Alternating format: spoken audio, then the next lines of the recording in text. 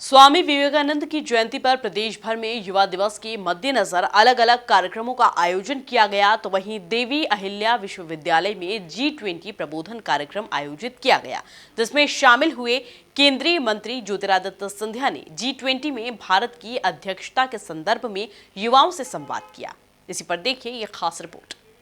देवी अहिल्या विश्वविद्यालय में G20 प्रबोधन कार्यक्रम आयोजित किया गया, जिसमें G20 में भारत की अध्यक्षता के संदर्भ में युवाओं से संवाद किया गया।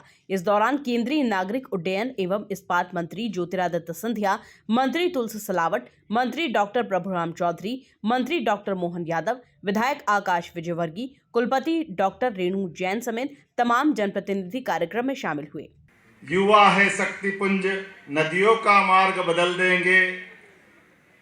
राह अगर रोकी पर्वत ने, उसको समतल कर देंगे। नहीं है या थोटी गर्जना, उसको भी सिद्ध कर देंगे। जन जन की कुंठाओं को आकंठ खुशियों में बदल देंगे। मेरी अपनी ओर से आज स्वामी विवेकानंद जयंती के अवसर पर हम सब जानते हैं कि स्वामी विवेकानंद जी युवाओं के लिए सदैव प्रेरणा पुंज के रूप में काम करते रहे। वो उस हमारी गौरवशाली परंपरा का भी प्रतिनिधित्व करते हैं जिसको लोग सन्यासी परंपरा कहते हैं। लेकिन सन्यासी परंपरा में जिनने अपने जीवन के प्रत्येक क्षण से न केवल देश में बल्कि दुनिया में हमारी संस्कृति की ध्वजा को फहरा करके हिमालय से ऊंची उस एवरेस्ट चोटी से भी बढ़कर के सारे भारतीयों को उस गुलामी के काल में भी अपना एक अलग रूप दिखाया था और हिंदू धर्म पे हम सबको गर्व करने का मौका दिया। ऐसे स्वामी विवेकानंद की जयंती के अवसर पर मैं देवी अहिल्या की नगरी में महाराज का स्वागत करता हूँ, अभिनंदन करता हूँ। मंत्री तुलसी सिलावट ने युवाओं को संबोधित करते हुए क्या कुछ कहा, जरा आप खुद ही सुनिए। G20 को लेकर आज सिंधिया जी हमारे बीच में हैं। एक माटी का वो लाल जो देश का गर्व भी है और गौरव की बात भी है। स्वामी विवेकानंद जी का आज जयंती है। आप जानते हैं कि विश्व के पटल पर भारत की आवाज किसी ने उठाई थी तो व्यक्ति का नाम स्वामी विवेकानंद जी है। और एक व्यक्ति इस राष्ट्र का गौरव विश्व के पटल पर भारत की बात, विश्व के पटल पर राज का झंडा। सांसद शंकर लालवानी और विधायक आकाश विजयवर्गीय ने युवाओं को संबोधित करते हुए क्या कुछ कहा, जरा आप खुद ही सुनिए। विवेकानंद जी ने ये कहा था, उठो जागो और तब तक मत रुको जब तक लक्ष्य की प्राप्ति ना हो। तो हम सब युवा ये तय कर लें आज कि हम सब अपने अपने लक्ष्य की प्राप्ति तक रुकेंगे नहीं, थकेंगे नहीं। ये आज संकल्प लेके हम यहाँ से जाएं तो मुझे लगता है वास्तव में हम विवेकानंद जी की जयंती मना रहे हैं। ये जो G20 सम्मेलन में युवाओं की जो भूमिका को लेकर बात चल रही है, ये बहुत ही महत्वपूर्ण एक कार्यक्रम है हमारे देश में। और ये हम सब के लिए बहुत ही गौरव की बात है कि माननीय प्रधानमंत्री जी के नेतृत्व में हमें अध्यक्षता करने का मौका मिला है। और ये बात भी सही है कि पूरे देश में इसको लेकर कार्यक्रम भी होंगे। 54 शहरों में इस प्रकार के कार्यक्रम होने वाले हैं। हमारा इंदौर का भी सौभाग्य है कि हमारे इंदौर में भी ये कार्यक्रम होने जा रहा है।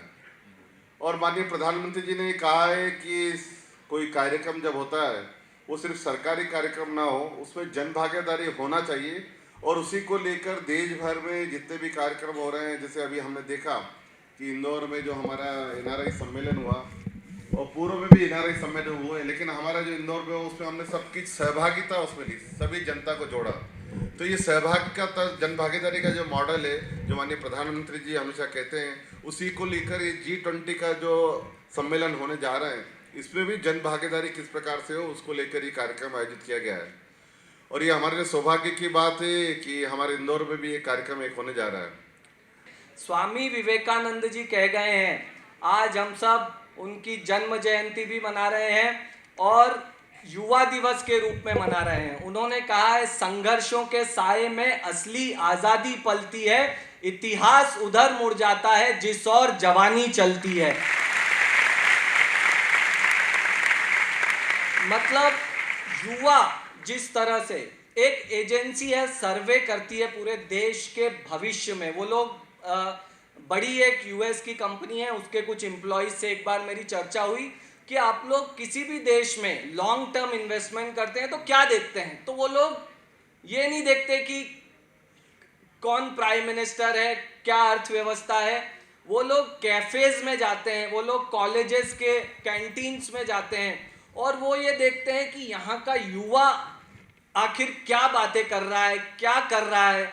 और अगर उन्हें लगता है कि नहीं, युवा यहाँ का ठीक तरह से प्रशिक्षित हो रहा है, तो वो लोग आंख बंद करके उस देश में इंडस्ट्री लगाते हैं, उस देश में इन्वेस्ट करते हैं। ये एक मतलब युवा ही देश का भविष्य तय करता है। और आप जैसे युवाओं से अगर सरकार इसी प्रकार संवाद करती रहेगी तो निसंदेह भारत को विश्व गुरु बनने से कोई भी ताकत नहीं रोक सकती है, सुपर पावर बनने से कोई भी ताकत नहीं रोक सकती है।